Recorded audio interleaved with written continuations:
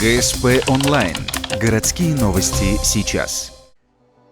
Суббота, 11:00, школа номер 3. Сегодня здесь проходит всероссийская акция «Тест по истории Отечества». На его решение дано всего 40 минут, в среднем ровно по одной на каждое задание. Вопросы школьного уровня на знание истории от 9 до 21 века. Охват огромный, но и цель не менее масштабная.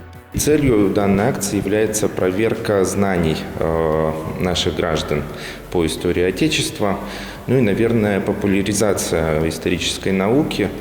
Ну и, естественно, не только можно здесь проверить знания свои, но и, наверное, задуматься о том, чтобы получить новые знания. Акция стала частью проекта «Я горжусь Россией» и была организована молодежным парламентом при Госдуме. Сегодня проверить свои знания в Ухте можно было на нескольких площадках. В школах номер 3 и 20, университетском учебном корпусе «Эль» были площадки в поселках Водный и Ярига. Если вы не смогли выполнить задание за партой, ничего страшного. Самопроверку можно пройти и в интернете на сайте «Каждый день горжусь Россией».